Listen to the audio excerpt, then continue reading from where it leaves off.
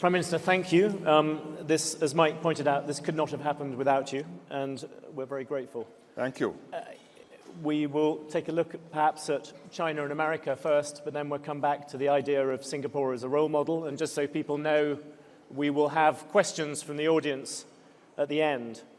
As you've already heard quite a lot of at the beginning of this dinner, a great inevitable theme of this meeting has been the issue of China and America, and especially the idea of the current tension. You are friends of both, but you're also in the middle, which is sometimes an awkward place.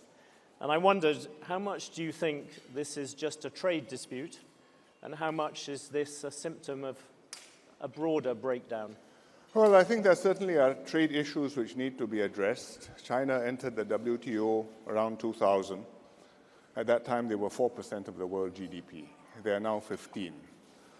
Their status of development is much more now than they used to be, although they take pains to emphasize that they are still very much a developing country. But their impact on the world and on their trading partners is completely different from what it used to be. So the dispensation which was reached, the terms on which they entered the WTO, need to be brought up to date, and issues which have come up which need to be tackled. So I think there are real trade issues. But it goes beyond trade. It goes beyond trade because if the trade issues are not well tackled, you lead to broader conflicts over investments, over currency, over many other things which will stoke mutual suspicions and distrust, and that can lead to a lot of trouble. And where do you see the core of that distrust? Is it? Well, the most apocalyptic view is that the Chinese will think, some Chinese will think, that the Americans want to frustrate their emergence in the world to their rightful place, and some Americans will think the Chinese want to supplant America's role as the hyperpower. There are shades of gray, but I'm putting it at the extreme. And how much does that fit? Maybe first with America. You lived in Kansas, famously? Yes, I've spent a year in Kansas, Wizard of Oz country.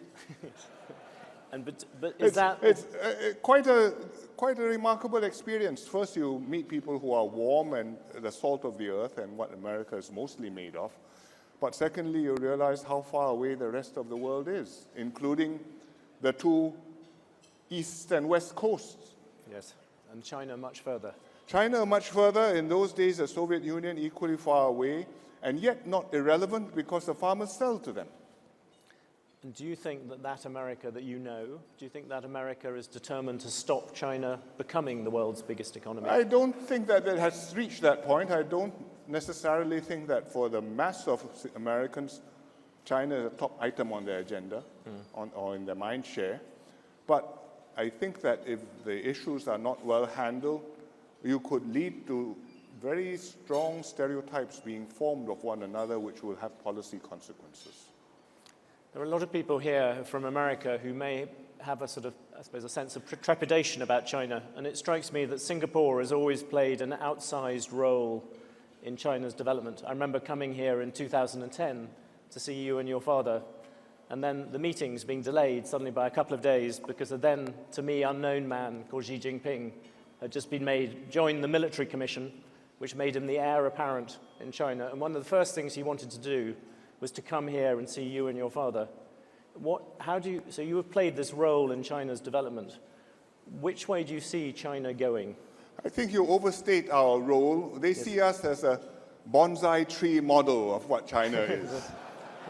People can take a bonsai tree a long way. Well, so it's intriguing to look at and to scrutinize, but then you ask yourself, but we are so many hundreds of times bigger, what of this is relevant?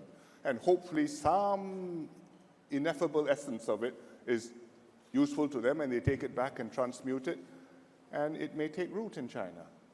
But at that time, people saw China people talked about Singapore as a sort of model, that's something that was more democratic, but also had took an Asian view of the way the world would go. I don't think they see us as the way China will evolve. What they are intrigued in is how is it possible in Singapore to have free and open elections regularly, multi-party politics, and one party remain in power for such a long time.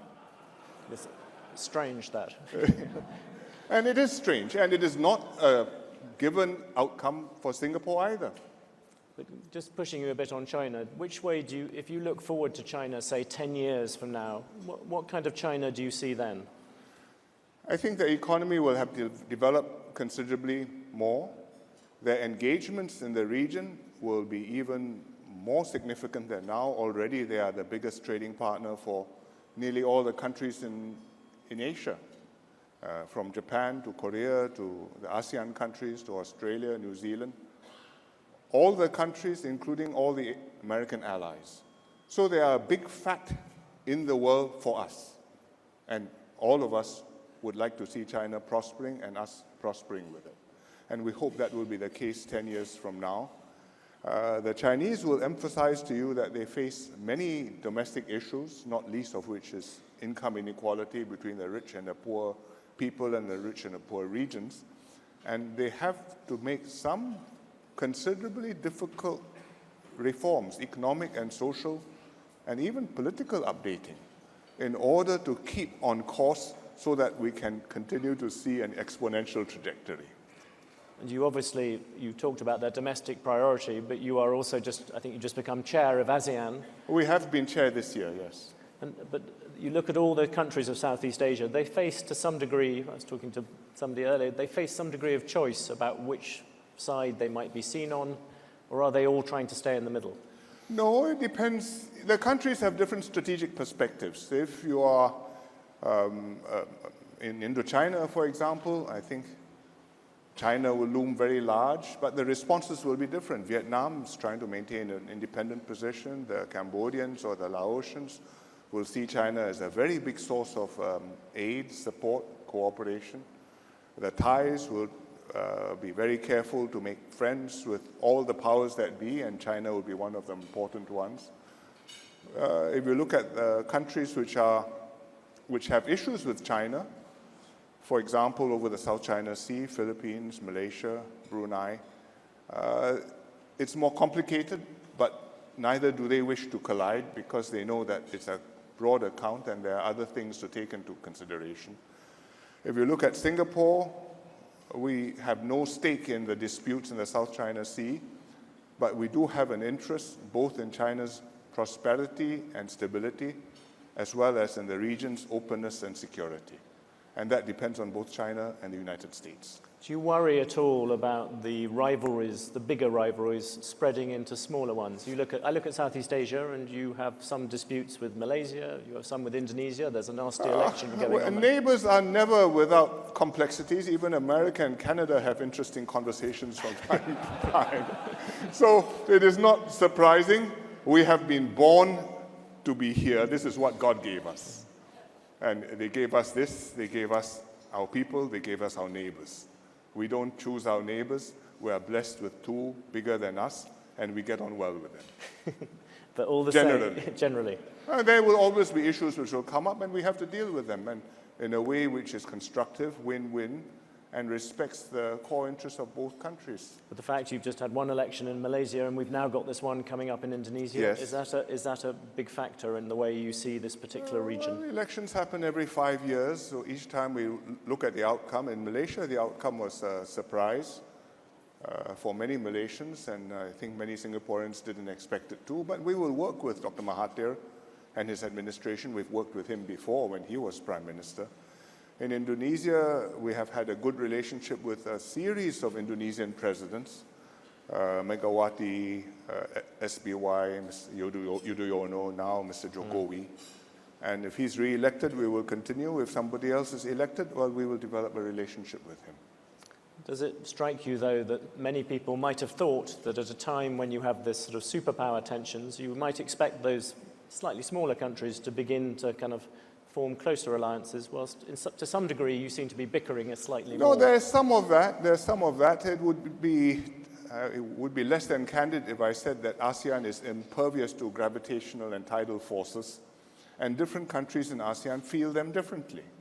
And therefore, in our discussions, you have to make allowances for that and understand that we start off with different perspectives on the world, and therefore the area where we can develop a consensus ASEAN view is not the whole universe, but some subset thereof, which we try to make as big as possible. You have the big meeting here next week. Even the EU has these arguments amongst themselves, dealing with China, dealing with America, and you have to accommodate these different views. One last thing on that. You have both China and America, neither Trump nor Mr. Xi are coming to the ASEAN meeting. President Xi doesn't usually come to the ASEAN meetings. The premier always comes. It used to be Wen Jiabao, and now it's Li Keqiang, and Li Keqiang will be coming. He's making an official visit here. President Trump is unable to come this year. He's sending Vice President Pence. We look forward to receiving him. Another big theme in this particular conference has been the issue of governance. And as I said earlier, people, rightly or wrongly, look to Singapore as a place which is good at government. It's good at cities, it's good at many things. And you have managed to do it with a state which is a tiny proportion of most Western states, and yet you deliver healthcare and education, which normally comes at the top of the league tables. Do you still think that sort of Asian model, that Singaporean model, can offer some examples, even if it's a bonsai tree? Well, we hope people find us interesting. The solutions we have, other countries may or may not prefer to apply. For example, in our healthcare system, one of our cardinal principles is that people take personal responsibility for their health, and the government pays a large part of it in various subsidies, but we do expect some co-payment from everybody unless you're very poor. And that's not a principle accepted everywhere. The National Health in Britain explicitly refuses to do that. But do you think that's a principle which in general will spread as particularly other emerging countries begin to build their healthcare? I think it's path dependent. We were able to get here because we built up our system progressively from the time when we were not so well off. And as we became well off and as incomes rose, we were able to put aside substantial proportion of that increase in income every year. And it was 7, 8, 10, sometimes 15% of income, of wage increases, into a compulsory savings fund, the Central Provident Fund. And therefore, we have this institution which people have accepted. And you can use that fund for healthcare, for housing. We use it also for tertiary education for your children. And we're happy with that.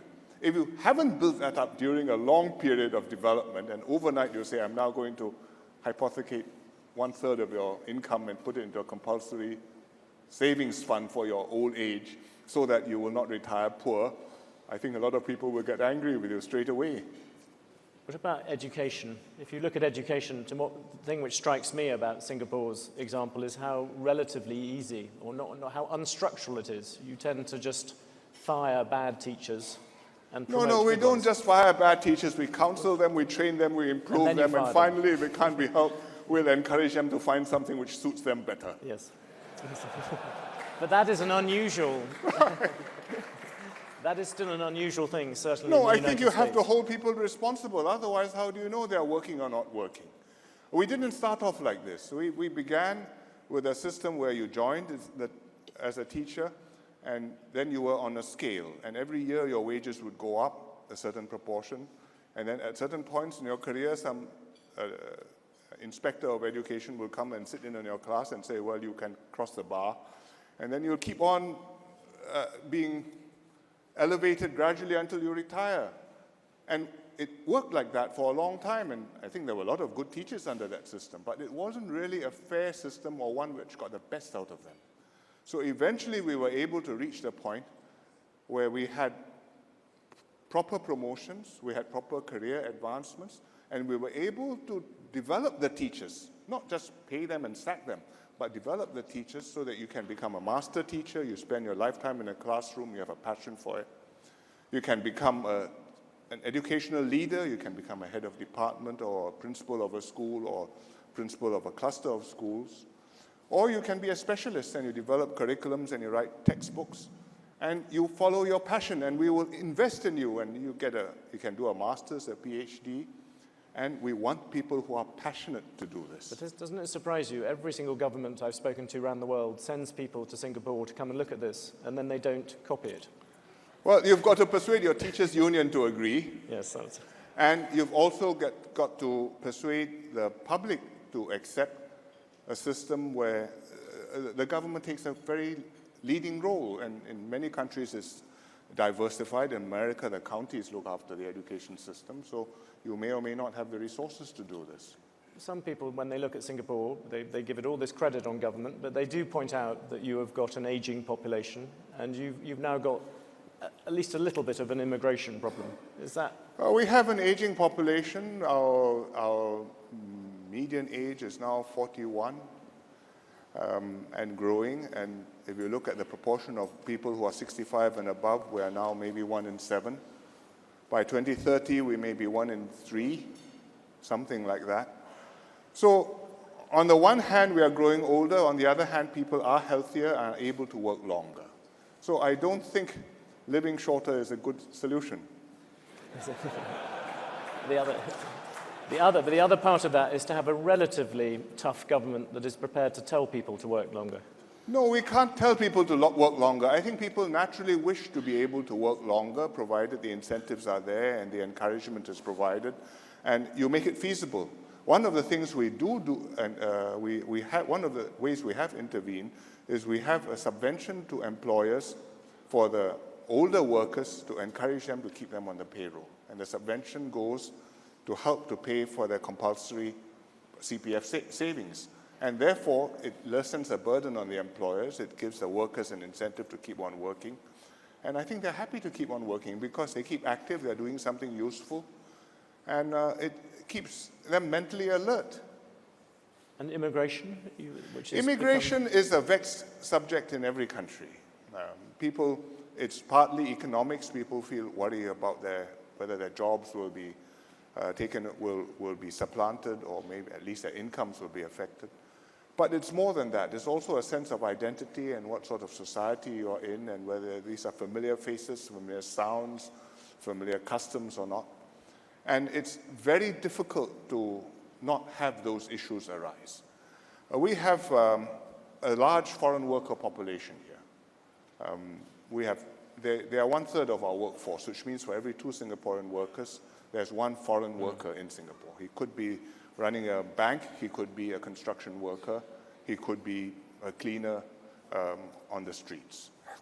But that's not a small number. But most of those are transient. They come, they work when they finish their whatever the economic activity here. One day they expect to go home. We do have immigration in the sense of people coming in and staying, and the numbers are not small. Every year we have about 35,000 resident babies born in Singapore. Every year we accept about 30,000 permanent residents. That means people given effectively a green card. So it's almost 1 in 2. Do you think any country, I'm intrigued given the amount you study other governments, is there any country you think that does immigration well? If you listen to all the debates today, you would have heard the words immigration come up repeatedly. I think different countries have made different trade-offs. Some have been very open and have benefited considerably from it. America is one of them. It's now become a hot political issue, but nevertheless, that you are able to attract talent from all over the world to Silicon Valley, to your universities, to your businesses, MNCs, to have an environment where people can come in and live and work in America and make America vibrant. That's a tremendous plus which you have, which America has, which China doesn't have, Japan doesn't have. Even the Europeans don't have to the same degree. If you look at Japan, they've made a different accommodation. It's a much more closed society. The immigrants who come in, they try and get them to learn Japanese before you let them work. They do that to nurses, for example. So it's a more cohesive, tightly knit society, but on the other hand, much less conscious of the outside world and how things look outside of your own closed environment. So that's the trade-off. And now they're having to shift that trade-off because the numbers are telling on them and their population is falling. We are trying to tread a very careful balance to have enough of the next generation being our own kids born to us, but some significant contribution also from people who come in and who can cast their lot with us and become Singaporeans. So you deliberately make the choice that the native-born side of the equation must be satisfied to some extent. It's not that you want to be satisfied. I think we are trying very hard to have enough native-born in the next generation. And that is very hard because to do that, on average, every woman needs 2.1 kids. One for herself, one for her husband, and 0.1 just for contingencies. But we don't have that. We have less than 1.2. Those who are getting married, they're producing 2 kids. But 1/3 aren't getting married, and very few people have babies outside wedlock in Singapore, just as well. And so on average, my statistics don't add up. Exactly. Well, I'm sure you can make it change. I asked you a degree. No, I'm not sure I can make it change. I've tried very hard. You could tell Singaporeans to go out and create babies tonight. We have tried that too. I've asked you about the Singaporean model, partly for a parochial reason, that there is a small, very old European country with which you're somewhat familiar, that some people there hope will become Singapore on the Thames after Brexit.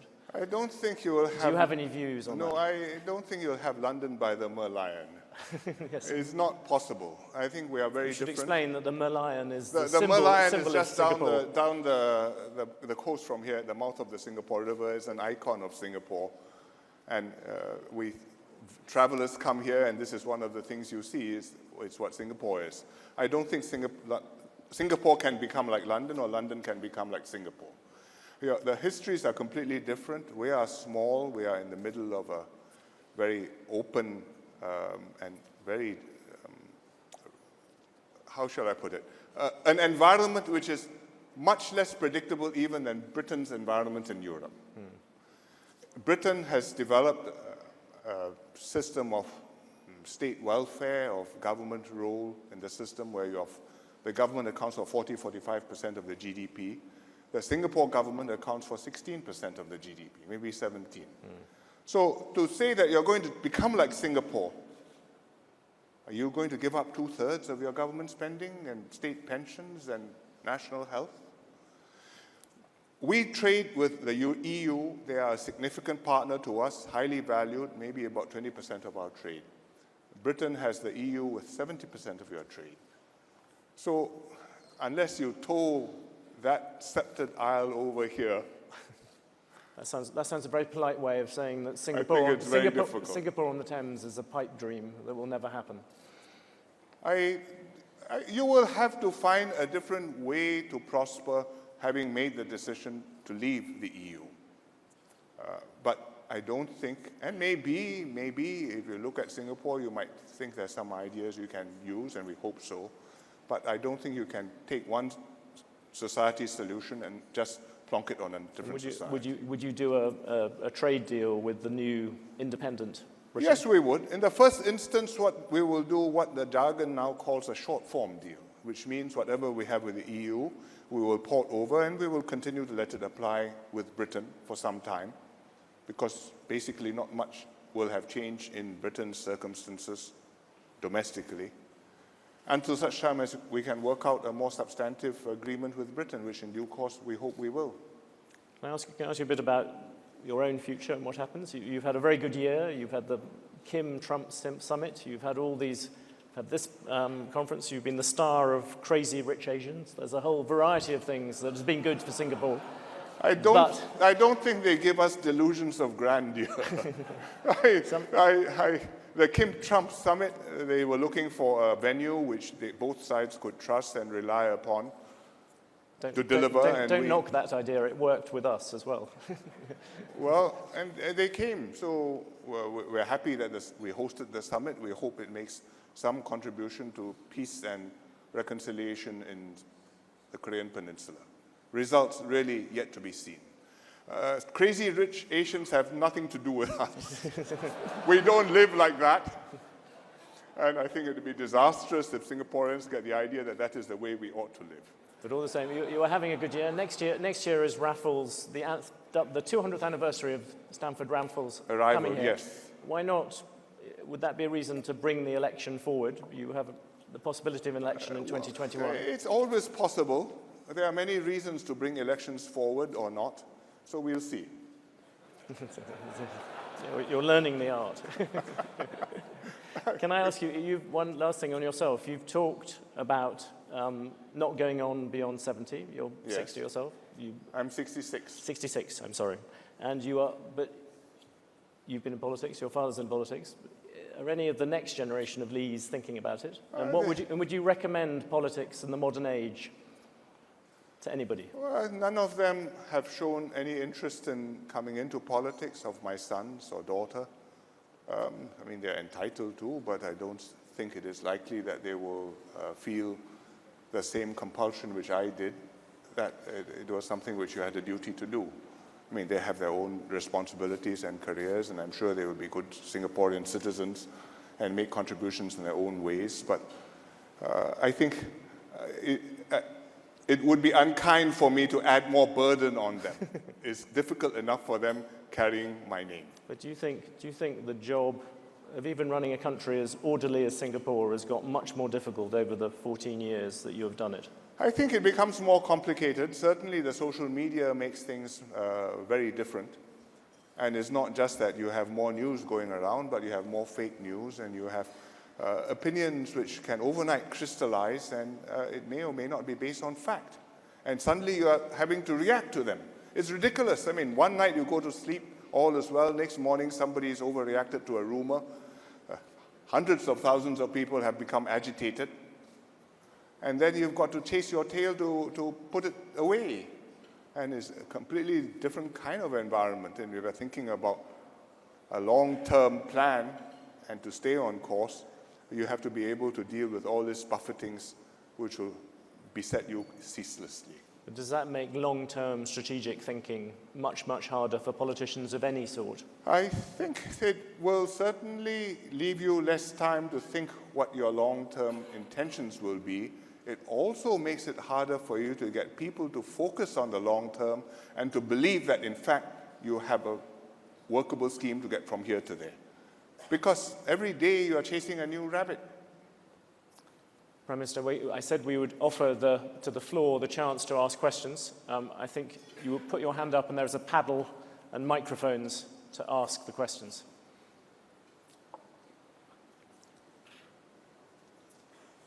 You've stunned them into silence. I can't see if there's...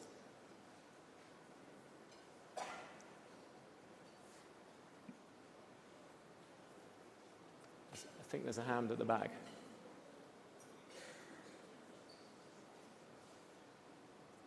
I'm sorry, we're somewhat in the dark up here, so we're looking towards...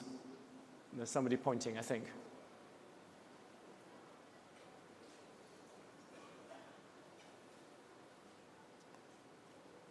I think it's... There's one there at the back. Somebody's number 8.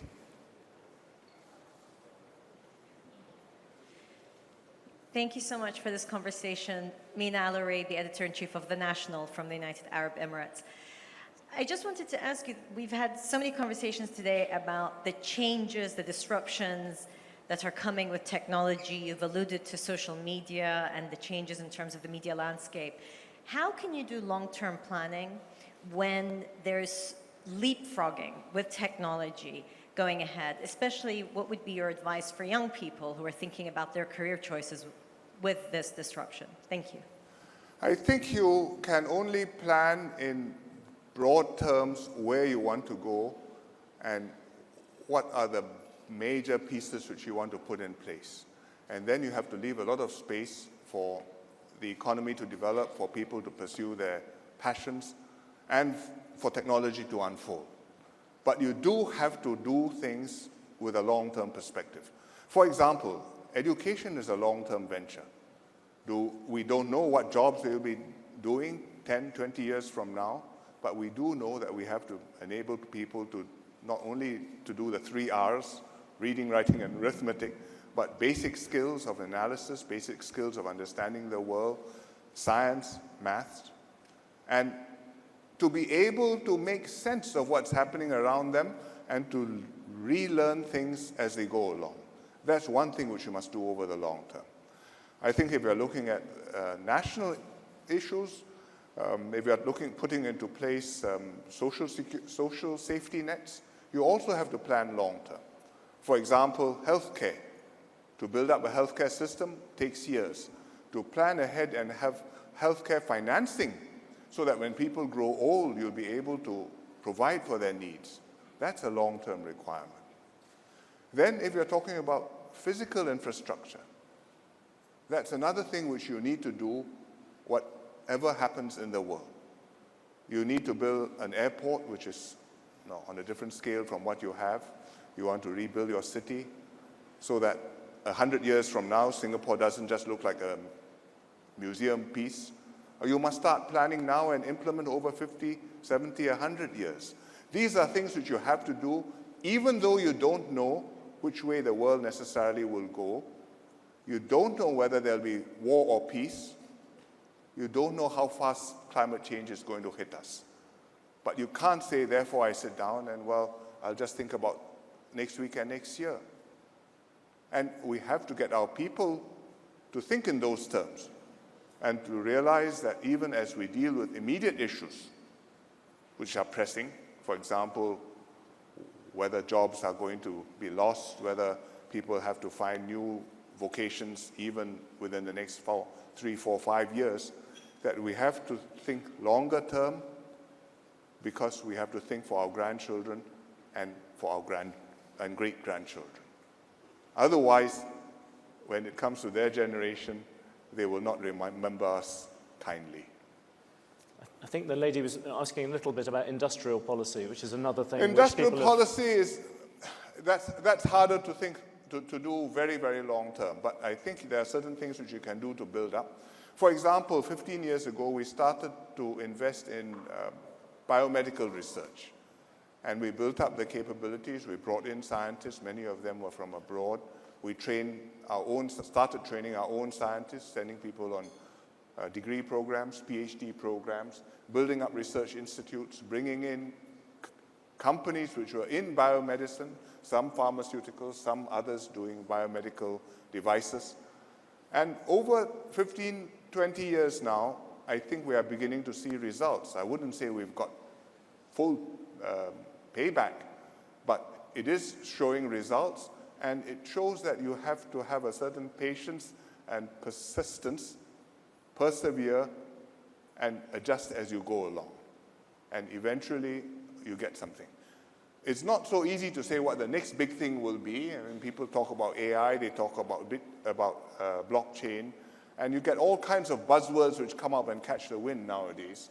And some of them will be the big thing, but you're not quite sure which ones. And we have to evaluate it quite soberly, I suppose, the way venture capital funds will evaluate promising projects. One more question. If there's a hand just there. 2. Number 3. Jim McGregor from APCO in China.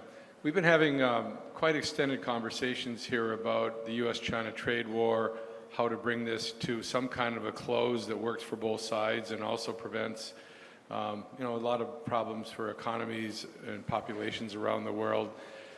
You and your father have advised a lot of governments over the years, and Xi Jinping came here to get your advice.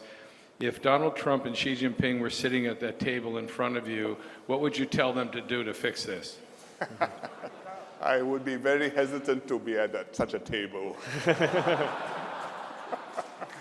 Xi Jinping didn't come here to get advice. He came here because we had good relations. He wanted to develop the relations, and I think he had some warm feelings for Singapore because he had visited Singapore previously when he was in Xiamen as an official. And we had good cooperation with China, and there were things we wanted to do together. But I think between China and America, the trade issues are genuine ones. I think the trade deficit is on top of Mr. Trump's mind, but the economists will tell you the trade deficit is really a manifestation of other macroeconomic problems and not a matter of trade restraints or lack of trade openness. That has to be dealt with separately. But issues with trade which the American business people have, for example, on intellectual property, for example, on where they can invest, for example, on what rules pertain to them as opposed to Chinese state-owned enterprises particularly.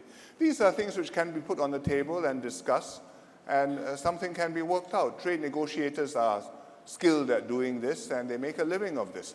But both sides must want to reach a deal, and then it can be worked out. And I think in the last 2 years, if I read just going on the public media, several times they came close to reaching a deal, but ultimately it was not signed off at the top level. So these are things which the leaders of the two countries have to decide what they want to do. And if it cannot be worked out, then I think you really want to keep it from boiling over, respond in a restrained way, and try to keep things going and prevent this from poisoning the overall relationship. Because even between America and China, there are so many things where you have to work together, otherwise you're not going to get anywhere, starting with North Korea. Another question, I think. Mr. Prime Minister, most people would agree that America... Sorry, who are you? May I? Oh, I'm Ronnie Chan. I think you recognize me, but anyway. I couldn't see you. Hello. I'm sorry. Ronnie Chan from Hong Kong. Most people would agree that America was founded in isolationism rather than internationalism.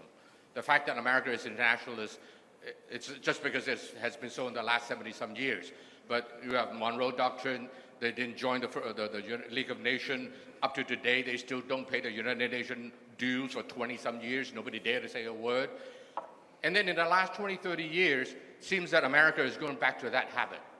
And Trump certainly exacerbated that process. What will the new world order look like with America retreating? And how will that affect Singapore and this part of the world? How do you survive in a world where America is retreating and so very different from the last 70 years? I don't think America is retreating. I think America is rethinking its role, saying America very broadly, because this is not a universal attitude in America, but certainly the administration is rethinking America's role in the world. Up to now, America has been such a dominant player in the world economy that it has felt that it is in its interest to provide global public goods. In other words, to have the most open economy and therefore foster prosperity around the world, to maintain the peace in the Asia-Pacific, in Europe, in the Middle East, pour blood and treasure, and therefore maintain security and stability around the world. And the world has prospered greatly, and America with it. But now that America is maybe 20+% of the world's GDP, when after the war they were perhaps half, depending on whose calculation you believe, they're asking themselves, should I do this or should I not put America first and deal one-on-one? And each time I deal one-on-one, America chances are, will be bigger than the other party, and I'll get a better deal. So instead of dealing with Mexico and Canada, I'll settle with Mexico first. Now, Canada, would you like to settle? Next, Japan, will you like to settle? Next, Europe, will you like to settle? Well, America is entitled to take such a position, but if you work like that, it will be a very different global environment, because there's nobody who's in a position to take on the role which the US has hitherto played. And if the arrangement is going to be bilateral, and each time it's a trial of strength, whose arm wrestling is stronger, I think that's a very different kind of world in which it's not only small countries which will feel uncomfortable. And we hope it doesn't go that way. America has still a huge interest in stability and prosperity, in global economic integration, in having an environment where its companies can operate freely and access markets, whether it's in China or India or South America or in Europe. And that depends on a multilateral global order where there's some weight and authority and respect given to supranational institutions like the UN, like the World Bank, like the IMF. And it doesn't sell very well during primaries or midterm elections, but I think that's what has benefited America for 2 generations plus since the war, and I think will continue to benefit the US for a long time to come. And I hope that it will be able to be sustained even though the overall balance of weight is shifting. Maybe one more question. Because actually, you may think that others are catching up and maybe hoping to overtake you, and I'm sure there are many which will think that they may want to overtake where the United States is. But it is not a foregone conclusion that it will happen. And you really ought to work on the basis that America is confident, it has been able to reinvent itself, it has had many ups and downs before, and as your presidents always used to say, nobody has won by betting against the US.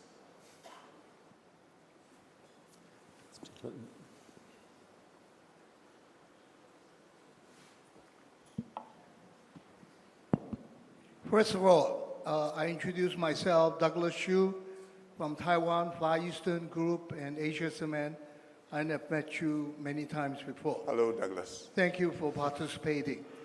I wanted to bring up an issue which is not so related to all the economic and all the politics things. It's a very personal thing. I know all your family members. There seems to be some bickering over how to handle Li Guangyao, his home and his memory and all this. A humble person with Chinese philosophy, thinking and all that. His house should be kept. His house should be remembered. We all respect Li Guangyao, and he should be remembered, should not be destroyed, even though that may be his wish. He should be remembered, and he's a proud person that we all would like to look forward to. So if you need support, I am the one to support that he should be remembered. He should be greatly remembered for what he has done for Singapore and as a leader and as a human being. Thank you.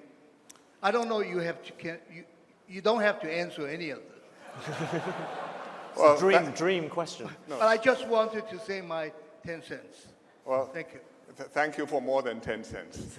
But I would say this is a vexed issue. We've had an unhappy argument which has been public for some time. I have recused myself from all decisions concerning the House. I have left it entirely to the government, what they want to do. My deputy, Mr. Teo Chee Hean, the Deputy Prime Minister, he chairs cabinet meetings and he decides the government policy and actions on this matter. And he has said that, well, there's no decision to be made because my sister is living in the house. One day when she moves out from the house, the cabinet of the day will decide what they wish to do with it. And I think it is best to leave things where they are there. Imagine the idea of a leader of the... Imagine... Make the right decision, Thank you. which is to keep the house and be a memorial for all the others, for us to remember. Thank you. Thank you. I was just going to say, imagine the idea of a head of state deciding to recuse himself from issues involving his old family. That would be a strange thing to Americans. We have maybe have more time for one more question. There's a hand there. Hello, I'm Martin from Estonia, and I think Estonia has followed Singapore as a small country, as a good role model in Asia, and tried to build some innovative services. But if you look for future now, and do you have any role models globally? Any good services? Any good something you would like to learn abroad and implement in Singapore to make the country and city better for the future next generations and so on? So what inspires you now? Well, certainly when it comes to IT, we look at Estonia. You have gone very far in terms of e-government, in terms of going cashless, in terms of going paperless. And we think there are many ideas which you have implemented, pioneered, which we can pick up. But other countries have also done this. The Chinese have very successful Alipay and WeChat Pay systems, which are cashless and have completely supplanted cash in many areas. And we are trying to move in that direction. There are other areas too which we watch carefully, other countries, other cities. We have a World Waters Prize. We gave one to New York City when Mr. Bloomberg was the mayor. And we watch all the winners each year because we want to learn something from them. How do they manage their cities? How do they make it green and full of life? How do they make it orderly and yet not sterile? How do they get all the IT systems connected together so that you can run the city efficiently and cost effectively? So I think we look at many different models. I don't think there's any single one which will apply to Singapore. What we are really looking for as a magic is, how do you be a small country and have the elixir of life? In other words, to be able to adapt to change, to dodge bullets, and to remain successful for a very long time to come. And the best model is Venice, which thrived for 900 years. But then the world changed after the New World was discovered, and the center of gravity shifted from Central Europe to the Atlantic coast. And it still survives, but it's not what it used to be. But 900 years is not a bad run. I think what we want to do is to be able to keep on reinventing ourselves as the world changes, so that 100 years from now, the next Bloomberg conference can still come to Singapore. That seems a very appropriate moment to draw this to a conclusion. In the ultimate test of Singapore government, we are ending this particular session precisely on time. Thank you very much. Thank you. Prime Minister. Thank you. Thank you very much, John.